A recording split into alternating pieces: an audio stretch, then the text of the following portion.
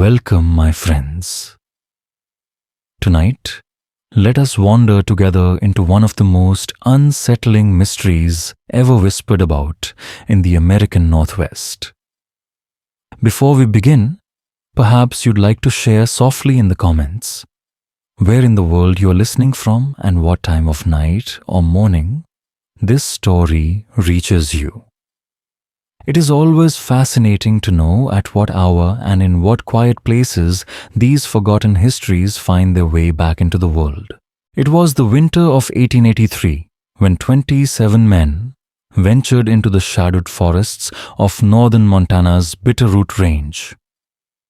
The fur trade and the timber camps were thriving, and fortune seemed to lie hidden among those towering pines. Their small encampment set near the place we now call Blackwater Creek was meant to be only a base for a season of trapping and hunting. By all accounts, they were prepared, well-supplied, well-trained, seasoned men of the frontier. Their leader, Jeremiah Holcomb, was not a reckless dreamer, but a man of long experience. For over 15 years he had led such journeys, and he was known for bringing his men back safely. Yet, despite all of this, despite every careful plan, only 9 of the 27 would ever step out of those woods again. 18 vanished, gone without a trace. Not a single body was recovered, and those who survived refused to speak of what had taken place during those long 3 months of isolation.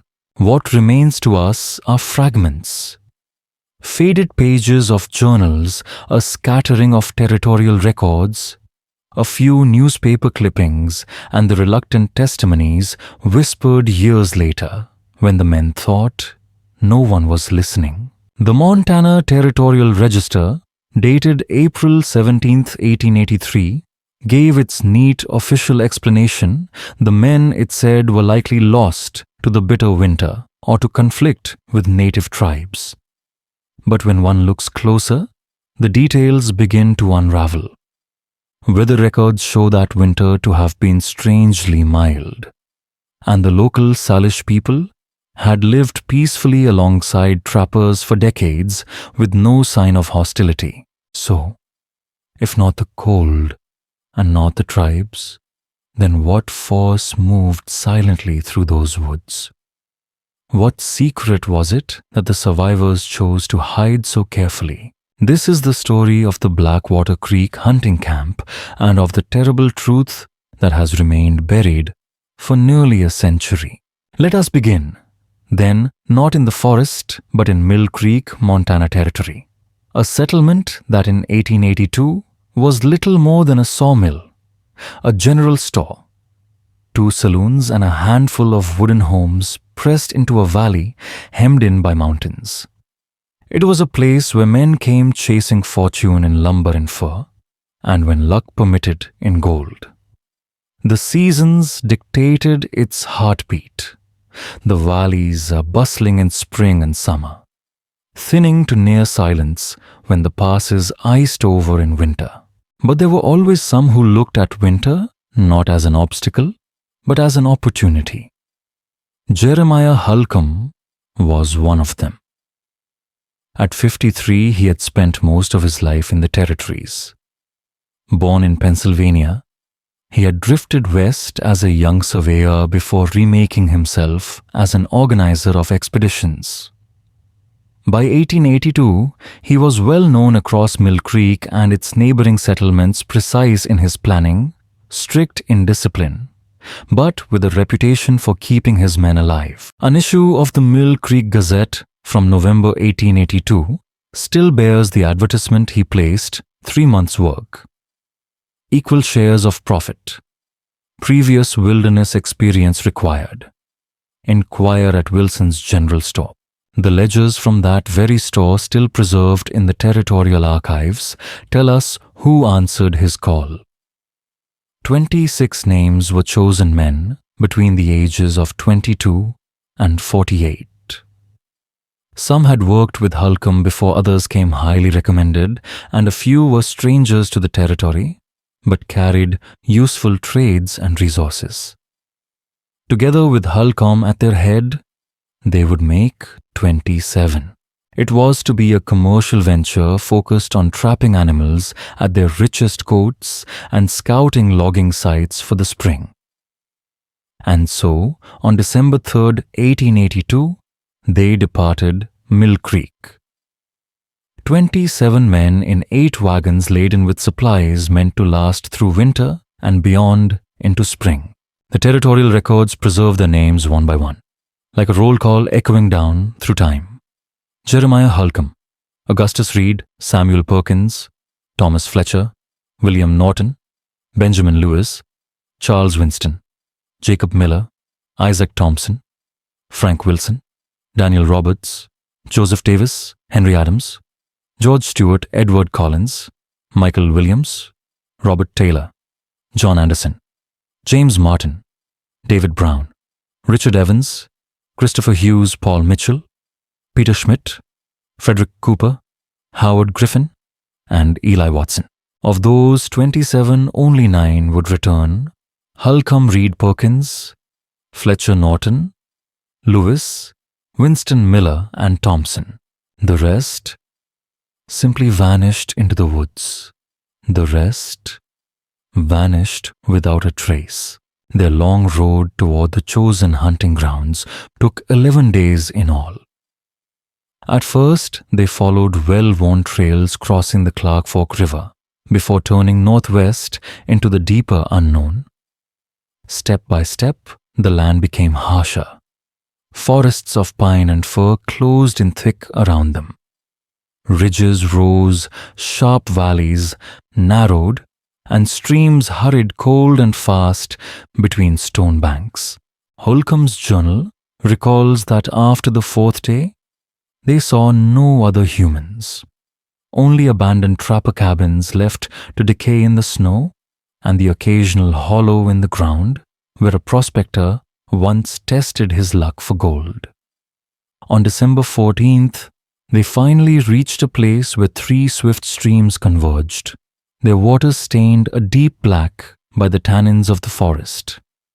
Holcomb named it Blackwater Creek. It was a sensible site, steady water shelter from winter winds, plentiful signs of game. There was room enough for cabins and corrals. The men began work immediately. Some cut timber, others cleared brush, while a few started raising walls for the first shelter. A surviving note from December 15th records, "With quiet confidence, work progresses satisfactorily. All men contribute according to their abilities. Weather holds fair. First cabin, nearly complete by sundown. Expect to have all under proper shelter within the week if conditions remain favorable." By December 21st, the camp was nearly complete. 7 rough cabins set in a circle with a larger hall at the center for meals and meetings. Around them stood a crude stockade of sharpened logs, not to fend off men, but to keep bears and wolves at a distance and to stop the pack animals from wandering into the dark. Routines were established almost like the ticking of a clock. Rotating shifts of hunters, trappers, watchmen, and men to tend the camp itself. Holcomb's journal from these early weeks reads like the ledger of a practiced mind. Careful lists of supplies, maps of trap lines stretching outward like spokes of a wheel, notes on game taken, and weather endured. The first 5 weeks passed in peace. Trap lines yielded steady pelts, beaver, marten, fox, and the valuable river otter. Hunting parties returned with deer, elk, sometimes moose. The cabins grew warm with smoke and with talk. Even the quarrels were small ones. On January 2nd, Holcomb noted Norton and Schmidt engaged in heated words over a card game. Separated before matters escalated. Otherwise, spirits remain high, trapping lines yielding satisfactory results. Expect first shipment of pelts ready by month's end. No hint yet of what was to come. The men were not fully cut off.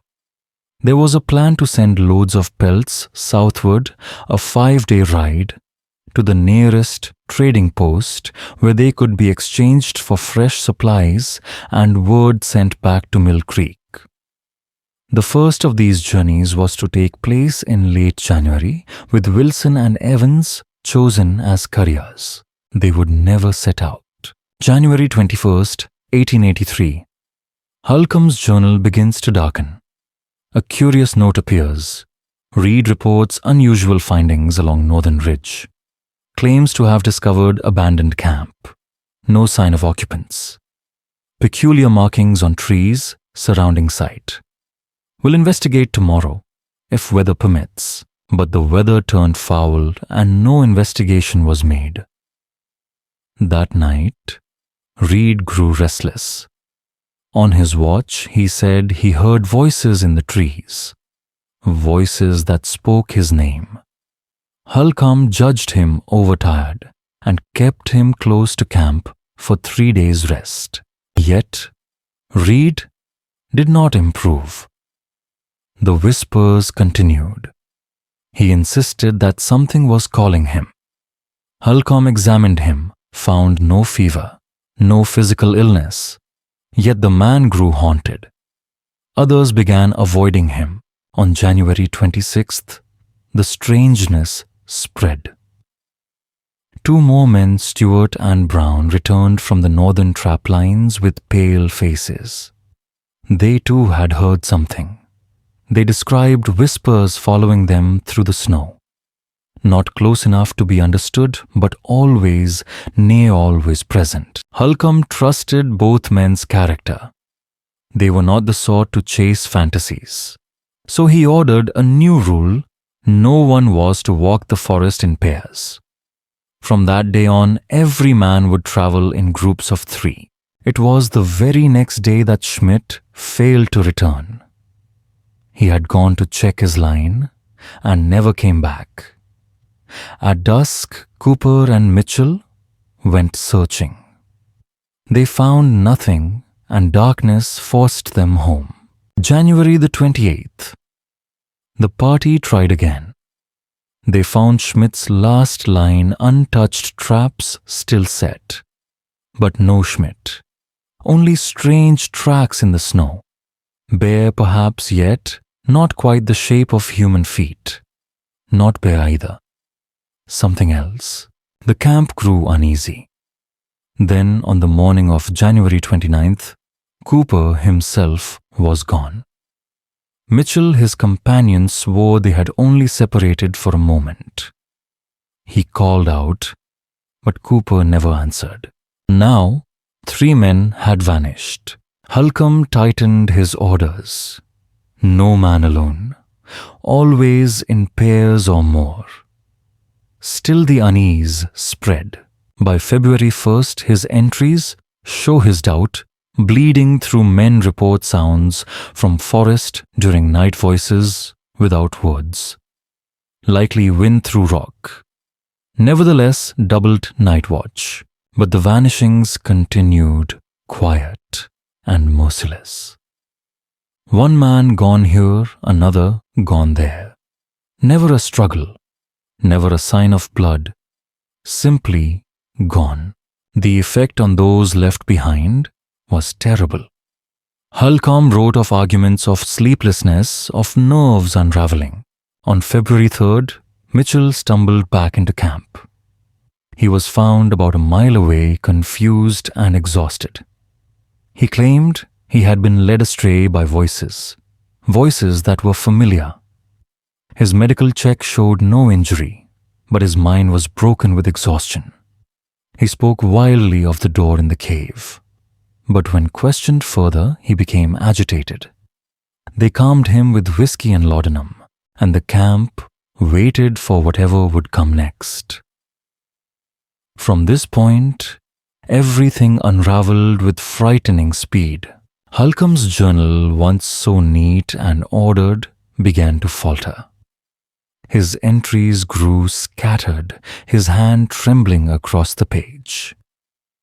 On February 5th, he wrote, Mitchell found dead this morning. No apparent cause. Body-cold features fixed in terror. Men insist on burial outside camp despite frozen ground. 4 hours to dig grave. Roberts led prayer. Morale at lowest point. That very day, 3 more men, Watson, Hughes and Taylor, failed to return from a hunting party. As darkness fell, Griffin and Anderson begged leave to search for them. Holcomb gave reluctant approval. Neither the hunters nor the searchers were ever seen again. By midnight, the camp had lost 8 men in a single day. From that night onward, the survivors abandoned their separate cabins. They huddled together in the central hall, too afraid to be alone. Then silence. For 13 long days, the journal ceases. No ink, no record, only the empty stretch of time in which more men must have slipped away. When the writing returns around February 18th, it is no longer the voice of the man who first set out from Mill Creek. Holcomb's words are ragged, the dates forgotten. One entry reads only, "They watch from between the trees. They are not what they appear to be." Another 7 gone. They went for water. The creek only 200 yards away. No cries, no struggle. They vanished between one moment and the next. We refuse to speak of it. We tell ourselves silence will protect us. The final note, presumed late February, is written like a farewell. We leave at first light. The 9 of us who remain. We burn what we cannot carry. We tell ourselves we will reach Mill Creek in 10 days. We tell ourselves daylight is safe. We tell ourselves many things. What truly occurred in those lost weeks? No journal answers us. Only fragments survive. Fragments that seem almost fevered. Among the effects of Benjamin Lewis recovered when the survivors stumbled back was a torn scrap of diary paper. It carries 3 short, chilling entries. The singing comes from beyond the ridge. Mitchell says it comes from the cave, but there is no cave. Mitchell is not well. None of us are well. Reed says they draw nearer. Says they wear our missing friends' faces like masks. Says he sees what lies behind those masks when they blink. He will not tell us what he sees. Holcomb forbids us to speak of it. Says words give them power. But silence has not saved us either. We are 19 now. Tomorrow there will be fewer. And then at last, the survivors emerged. It was March 12th, 1883, when the 9 men returned to Mill Creek, but not together. Reed and Miller appeared, first staggering into town at dawn. Winston and Thompson arrived near midday. The others straggled in as the light faded. Holcomb himself came last as darkness settled. They were thin, weary, their clothes worn, but none bore grave wounds. No frostbite, no broken bones. Their injuries were not of the flesh, but of the mind. The Mill Creek Gazette wrote on March 14th, "The men appear greatly altered. They start at sudden sounds. They avoid meeting the eye. They speak little and, when pressed, give accounts so varied as to suggest either deliberate concealment or a derangement born of ordeal. Each told a different story.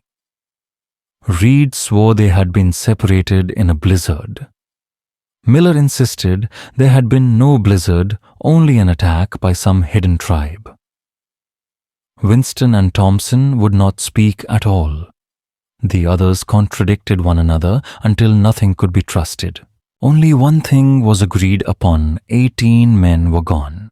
The governor of the territory, troubled by whispers of foul play, sent Sheriff James Blackwood, the grandfather, in fact, of Theodore Blackwood, who would later study the affair himself to investigate. His report remains preserved in the records. While the survivors' testimonies are inconsistent and raise suspicion, there exists no evidence of crime. The men appear more haunted than guilty. I advise medical attention, not prosecution. Doctors examined the 9 and recorded strange findings. Dr. Martin Whitaker wrote, "Subjects exhibit extreme aversion to darkness, refuse to let lamps be extinguished, show terror at certain sounds, wind in the trees, animal cries in the distance. Several report the same recurring dream, being called into the forest by voices they recognize. I recommend continued observation." And so the mystery of Blackwater Creek settled into uneasy silence, unanswered, unsolved, but never forgotten. The governor's response was swift. On March 20th, a recovery expedition was dispatched, guided by 2 of the survivors, Lewis and Fletcher. Yet even this effort faltered. According to the official report, both guides became inexplicably disoriented in terrain they had traversed many times before. For 10 days the team searched, finding nothing but endless forest and snow. At last, they returned, empty-handed. This failure only deepened the mystery. The Mill Creek Gazette of April 2nd asked the obvious questions. Were our guides deliberately misleading the recovery party? And if not, what force could so thoroughly unmoor men from their own memories of the land? It was not until June of 1883 that a second larger expedition finally located the site of the camp. What they found matched Holcomb's final entry: burned cabins, charred timbers, and little else. No human remains, no personal effects, no signs of attack or calamity. The official conclusion was terse camp abandoned in haste, but without disorder. But there was one discovery never mentioned in the formal report. It comes instead from the private journal of Alexander Reynolds, the expedition's cartographer. Reynolds recorded finding a cave, its entrance half hidden by fallen timber, scarcely a mile north of the campsite. Within, he wrote, the walls were inscribed with markings unlike any he had encountered in his career. Not tribal pictographs, not miners' graffiti. Geometric carvings with an unsettling quality. They seemed to shift when viewed from different angles, as though the stone itself refused to be fixed in meaning. 2 members of the expedition reported hearing voices from the cave's depths. Their leader ordered it sealed. Dynamite charges collapsed the entrance. The journal entry ends bluntly. Detonation successful. The 9 survivors never reunited after their ordeal. Records show they dispersed across the country, some to Oregon, some to California, others fading from public record altogether. Jeremiah Holcomb lingered briefly in Mill Creek before relocating to Seattle in late 1883. He donated his journal to the Territorial Archives on one condition: it remained sealed until 75 years after his death. Holcomb took his own life in 1885. The journal was finally opened in 1960. The story might have ended there, lost to folklore, had it not been for Theodore Blackwood, then a graduate student at the University of Washington. In 1962, while researching frontier settlements, he came across Holcomb's sealed journal and became obsessed. His research notes, still preserved, document nearly a year of investigation: county records, church registers, family correspondences, and eventually interviews with the descendants of the survivors themselves. Those interviews revealed disturbing patterns. Martha Reed, granddaughter of Augustus Reed, recalled how her grandfather never again slept in darkness. Lamps remained lit in every room, rifles loaded at every door. He died in 1884, scarcely a year after his return. The grandson of Samuel Perkins recounted stories of his grandfather insisting that dead friends were watching him from corners of the room, wearing faces that didn't fit right. Blackwood's research traced a grim fate for most of the 9 survivors. Within 2 years of their return, 7 were dead, most by suicide or under circumstances that raised quiet suspicion. Reed shot himself in October 1884. Perkins, a strong swimmer, drowned under strange conditions in 1885.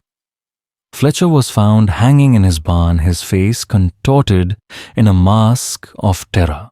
Only Jacob Miller and Isaac Thompson lived long lives, both retreating into seclusion. Miller died quietly in 1927. Thompson lived until 1931, the last of them all. It was in Thompson's papers that Blackwood uncovered the most startling piece of evidence, a sealed envelope marked to be burned unread upon my death. Thompson's son had preserved it, but resisted opening it until Blackwood persuaded him that its contents bore historical weight. Inside was a handwritten confession dated January 3rd, 1930. It began, "I am the last living witness to what happened at Blackwater Creek in the winter of 1883. As death approaches, I must finally tell the truth. I have spent my life concealing it. Let this account stand as both confession and warning." According to Thompson, Holcomb's journal concealed the real beginning. It was not Schmidt's disappearance that started the horror, but Reed's discovery of a cave, its mouth hidden under fallen timber. Within, carved into the stone, were markings that no one could recognize. Fletcher, with his limited schooling, said they had the precision of mathematics.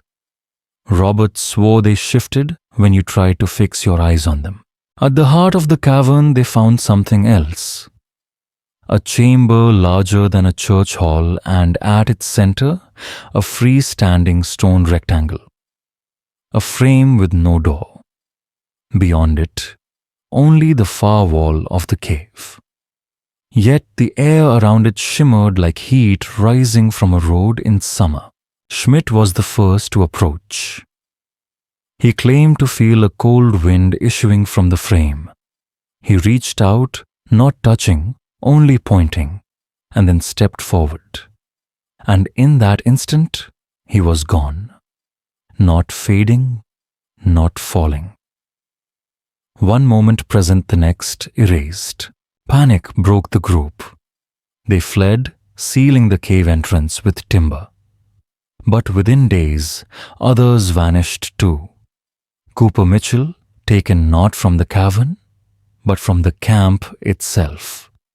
No tracks in the snow, no sounds of struggle, simply gone. Then came the voices. The missing men called from the tree line. They begged to be let in.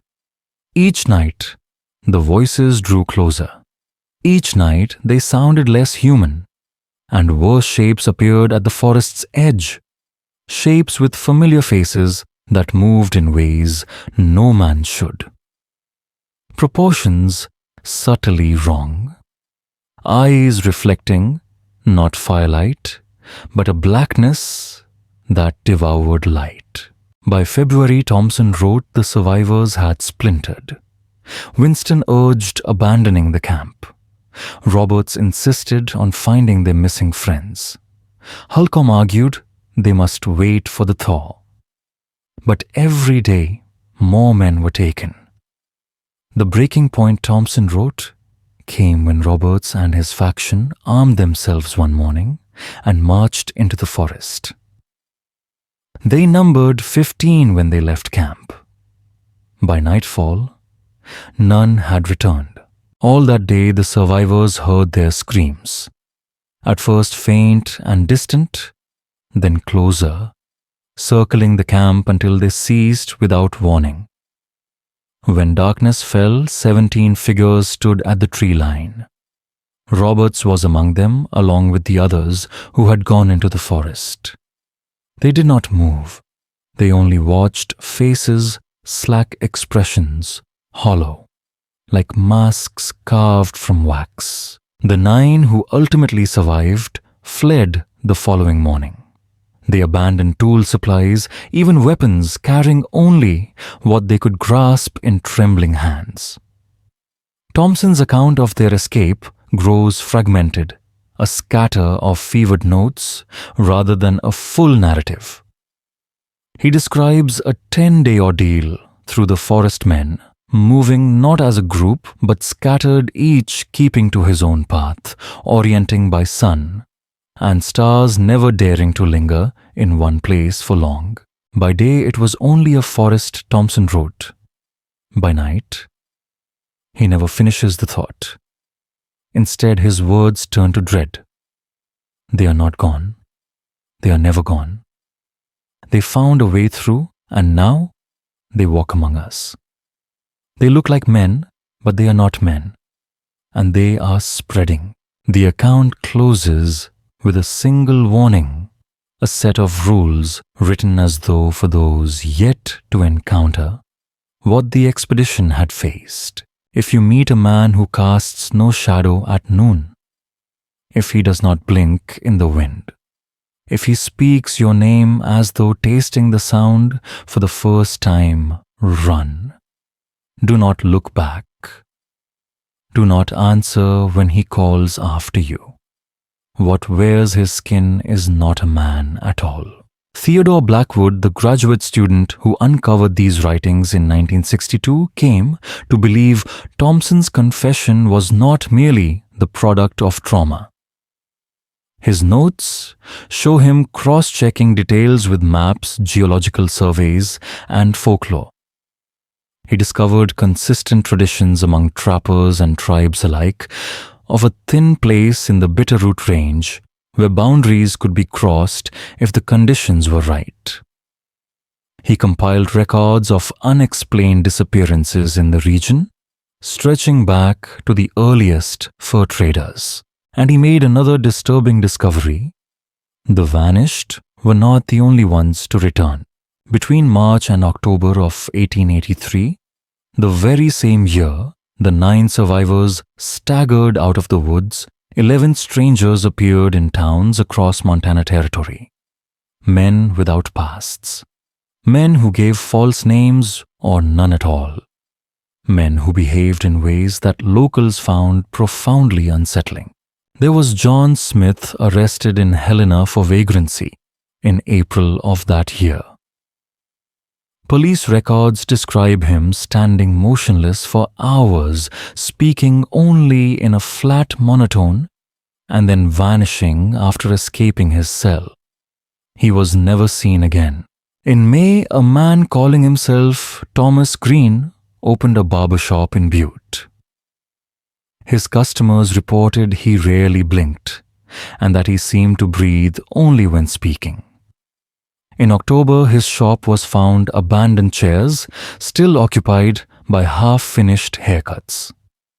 Green was never located, and in September, a William Jones was hired as a schoolteacher near present-day Missoula.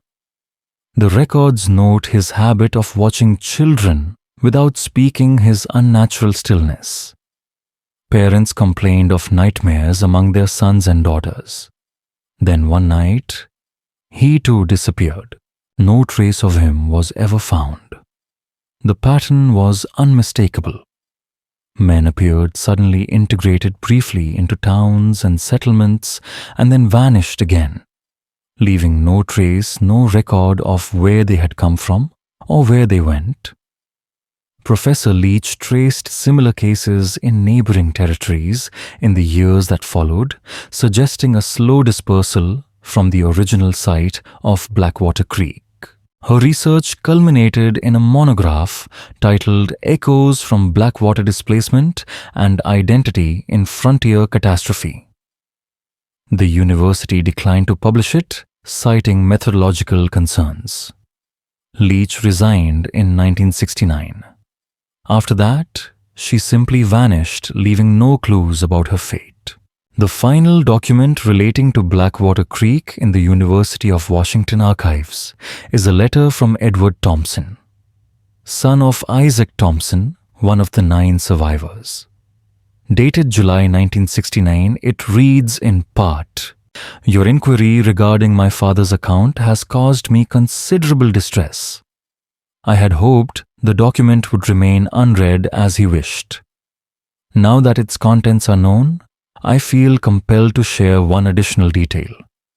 In his final years, my father became convinced he was being watched. Locks were installed on every door and window. He refused to leave after sunset. The night before his death, he called me to his bedside. 'They've found me at last,' he whispered. 'The ones who took Schmidt and the others. They still wear their faces, though it's been 50 years.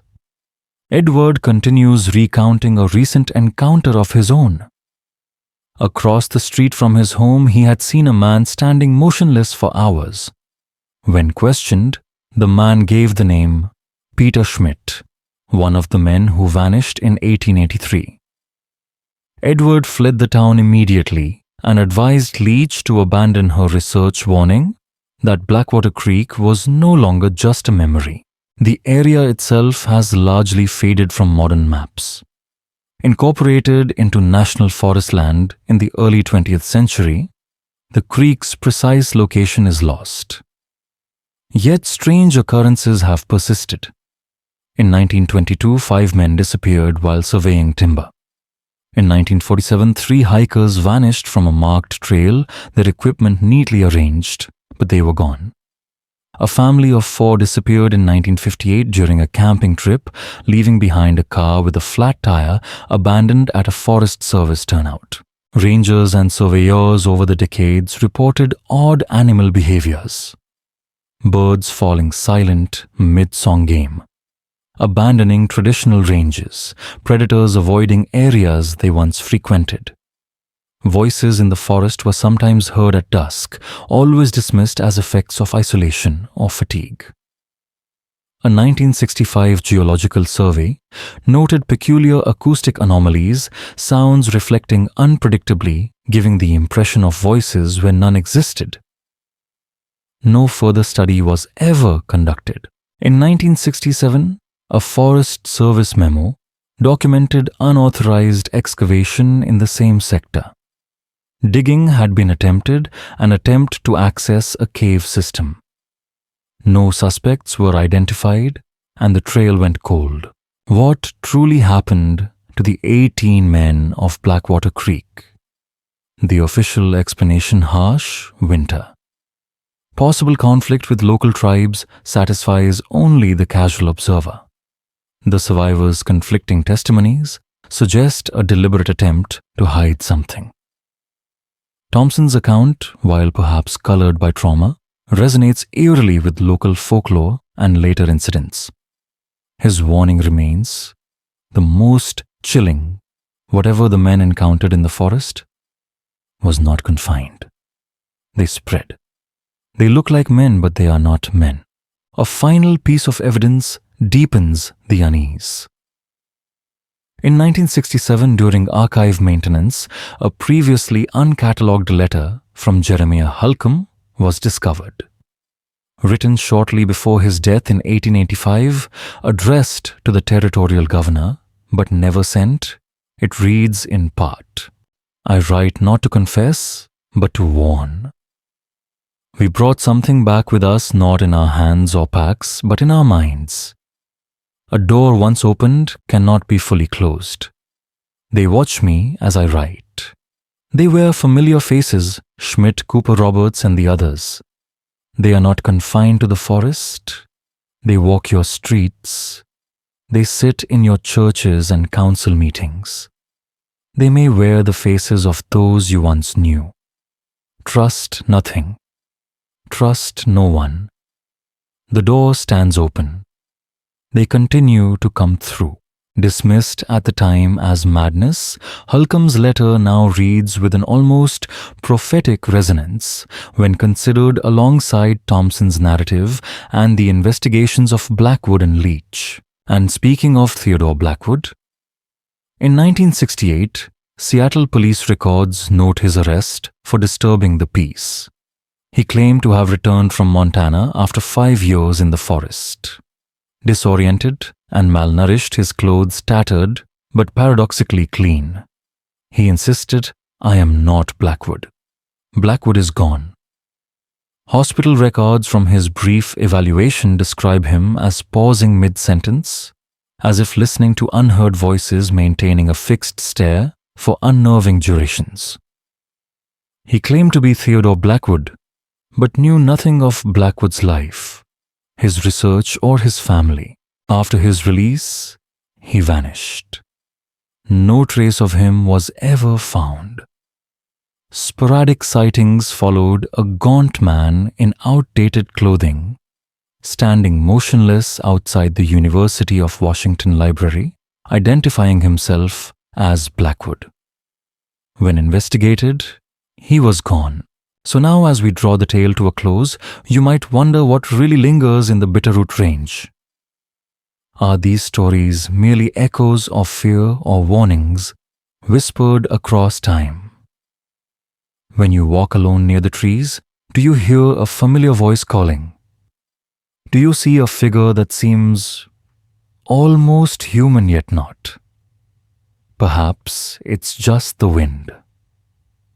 Perhaps it is something else quietly watching, waiting. And as always, dear listener, keep your lamps lit tonight and remember, never ever follow a voice into the forest.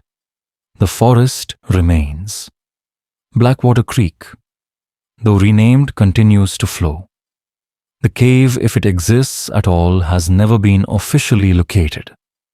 27 men entered the wilderness in December 1882. Only 9 emerged. What became of the other 18 and what may have emerged in their place remains one of the most unsettling mysteries of the American frontier. In 1972, Park Ranger David Corbin filed an unusual report while patrolling what is now the Lolo National Forest, encompassing the presumed location of the Blackwater Creek camp. According to his account, he encountered an elderly man in outdated clothing at a remote trailhead. The man identified himself as Peter Schmidt and claimed to be waiting for my companions to return from their trap lines. When Corbin pointed out that trapping was prohibited in the national forest, the man simply smiled. "The forest has its own rules," he said. When Corbin turned to call for backup, the man vanished. No tracks, no footprints, no sign of departure. Corbin's report concludes with a personal note.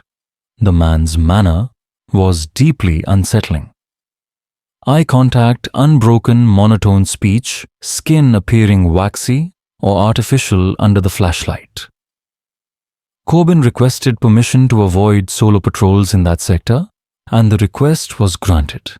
He was transferred to Yellowstone the following year. Similar accounts surfaced over the decades. In 1985, a hunting party reported men standing motionless among the trees at dusk. They were dressed like old-time trappers and observed without speaking. When approached, the figures retreated into the forest with an unnatural speed and coordination. The hunters abandoned their trip, their horses spooked beyond reason. In 1994, a group of college students hiking off-trail at sunset heard voices calling. One student separated to investigate and did not return. When found 2 days later, disoriented and suffering from exposure, He could remember nothing of his disappearance except one chilling phrase. They were familiar faces, but they are not who they appear to be. Perhaps most disturbing in 2002, construction workers building a fire access road uncovered an old cabin foundation about 10 miles from the nearest historical settlement. Archaeologists dated the structure to the late 19th century. Among the recovered artifacts was a metal button bearing the initials PS, possibly linking it to Peter Schmidt. The report notes that the cabin appeared deliberately burned, with evidence suggesting the fire had been set from within. Even in the decades following Blackwood's disappearance, the Bitterroot Range has been fully mapped, its forests logged and regrown, its wildlife studied extensively. Yet local guides still warn visitors against camping near certain unmarked streams. Forest Service employees rotate out at higher rates than comparable assignments. Occasionally, hikers report strange encounters, voices calling from dense undergrowth figures glimpsed between the trees, moving in ways almost but not quite human. In 2013, documentary filmmaker Rachel Carter began researching the Blackwater Creek incident for a potential series on unsolved historical mysteries. Her notes show a careful, methodical approach, interviews with local historians, archival research, on-location scouting in the Lolo National Forest.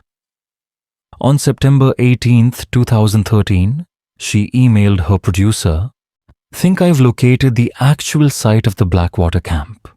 Matches Hullcom's descriptions perfectly. Planning final scout tomorrow with a local guide. If it checks out, we'll start filming next week."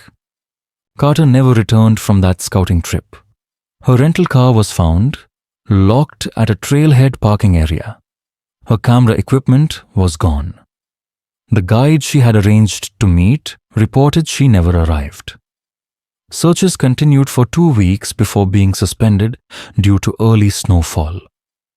In spring 2014, when operations resumed, no trace of Carter was found. 3 months later, a strange video appeared on her professional YouTube channel. The shaky footage shows a dense forest at dusk. A woman's voice, presumably Carter, narrates, "Day 3 of solo search, I think I found it." The camera pans across stone foundations overgrown with vegetation. These foundations match Hullcom's journal, she continues. Then it moves toward a rocky outcropping, and what might be an opening hidden in shadow. The forest waits. It always waits. The camera moves closer, revealing darkness beyond. The narrator's voice grows excited. This has to be the cave Thompson described. The entrance was supposed to have been collapsed in 1883. But here it is. I'm going to take a quick look inside. The footage grows darker, illuminated only by the camera's built-in light. Stone walls appear, faint markings etched into the surface, just as Thompson had described. The narrator's voice lowers to a hushed whisper. These markings, they seem to shift when I look at them from different angles. The camera moves deeper. Suddenly it lurches as if the operator has stumbled. A brief glimpse of a rectangular freestanding stone structure in the cave's interior flashes into view. The narrator gasps. Then the camera falls to the rocky floor. The audio continues. Footsteps, rapid breathing, distant sounds, perhaps voices, but then silence. For 10 minutes, the screen is black. Audio analysis later revealed faint, intermittent sounds, footsteps, distant vocalizations, not clearly human. The final seconds carry a whispered phrase that listeners have repeatedly interpreted as, "They're wearing our faces now." YouTube removed the video within 24 hours, citing disturbing content violations. Copies survive on archival websites. Law enforcement investigated, but no one could trace who had accessed Carter's account. Her disappearance remains unsolved. The 9 survivors of Blackwater Creek carried something out of that forest, if not physical proof, then a secret they held until their deaths. Whether that secret was mere trauma or something far darker may never be known. What we do know is this 27 men entered the forest. Only 9 emerged. And in the years that followed, strange figures appeared in settlements across the region, men who looked human but were subtly, profoundly wrong. In 2018, a hiker discovered a chiral-like stone arrangement deep in the Lolo National Forest. Beneath the central stone was a corroded metal container, still sealed. Inside was a note handwritten on deteriorated paper. Most of it was illegible, but fragments remained clear. Found the cave again despite the collapse. They continue to come through, wear our faces but cannot perfectly mimic. Must recognize them by their stillness, their fixed gaze. I do not trust even familiar faces in the forest. The note was signed TB, perhaps Theodore Blackwood, though handwriting analysis was inconclusive. The location was roughly 15 miles from where Blackwood's campsite had been discovered in 1963. The Forest Service employee who first examined the note requested a transfer the following week. When asked why, he said, "Only some things are better left unspoken." Reports have continued into recent years. Since 2010, dozens of posts on internet forums describe experiences in the Lolo National Forest consistent with Blackwater Creek. Accounts, voices calling from dense undergrowth figures, moving unnaturally, men in outdated clothing, standing motionless among the trees. In 2021, a University of Montana anthropology team conducted a limited survey near the presumed campsite. They documented multiple 19th century cabin foundations, evidence of deliberate burning, but no human remains.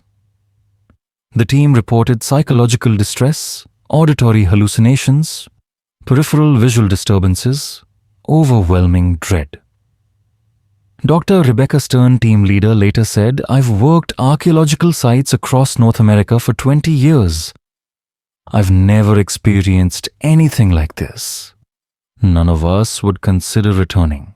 Samples collected soil, burned wood, rusted metal and cave stone revealed microscopic patterns that shifted depending on the angle of observation. Prolonged exposure caused headaches and auditory hallucinations in lab technicians.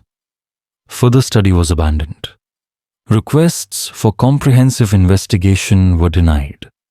Unofficially, administrators were said to have received warnings from federal agencies. The forest keeps its secrets. The door once opened remains ajar. Somewhere in the Bitterroot Range, the echoes of Blackwater Creek continue to resonate, a warning. Ignored, a mystery unsolved, a horror undimmed by time. In 2022, a hiker reported a chilling encounter to Forest Service personnel. At a remote stream crossing, he saw a man in old-fashioned clothing standing motionless on the opposite bank.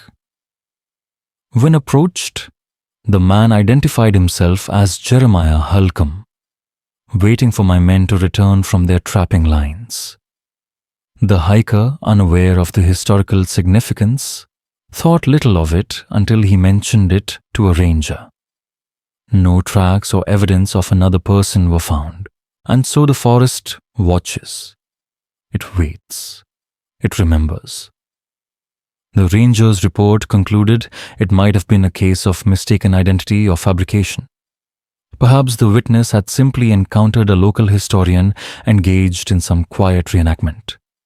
No further action was taken. And yet, the questions linger. What if the 18 men who vanished in 1883 never truly left the forest? What if whatever replaced them still exists, wearing borrowed faces mimicking human behavior, just convincingly enough to pass unnoticed? What if Thompson's warning, "They look like men, but they are not men," was not the delusion of a traumatized mind, but desperate truth? The Blackwater Creek incident offers no answers, only unsettling possibilities. In the absence of certainty, each of us must decide what to believe: the accounts of traumatized survivors, the obsessions of diligent researchers, the strange experiences of modern witnesses. Perhaps the truth is mundane: the psychological effects of isolation, flawed records, the human tendency to find patterns in coincidence. Or perhaps something wholly inexplicable did occur in those woods, and its echo continues to ripple outward, touching lives far removed from the original event. Perhaps the door Thompson described remains open, a passage between worlds never fully closed. Listen carefully in the silence between heartbeats, and you might hear them, their voices calling your name. And if you do, if you feel drawn to the dense shadows between ancient trees, remember Thompson's final warning. If you encounter a man who does not cast a shadow at noon, who does not blink in the wind, who speaks your name as if tasting the word for the first time, run. Do not look back. Do not answer. What wears his skin is not a man at all. For the 27 men who entered the Montana wilderness in 1883, a routine expedition became mystery and horror. Only 9 returned, forever changed. The other 18 vanished into history, or perhaps into something far stranger. Their fate remains unknown. Their story endures as a dark footnote in the chronicles of the American frontier. The forest remains. Blackwater Creek, though renamed, still flows. And somewhere deep in the Bitterroot Range, something watches. Something that wears familiar faces. Something that calls with familiar voices. Something that stepped through a door that should have remained closed. 27 men entered the forest in 1883. Only 9 walked out. The others, they may be closer than you think. 27 men walked into the Montana woods in 1883. 9 came out, but they carried the ghosts of what they had seen. The other 18, they never really left. And maybe they are near you right now. Listen carefully in the silences. If you hear a familiar voice calling your name, if a shadow stands motionless among the ancient trees, remember the final warning. Don't look back. Don't answer. Because that face is not human.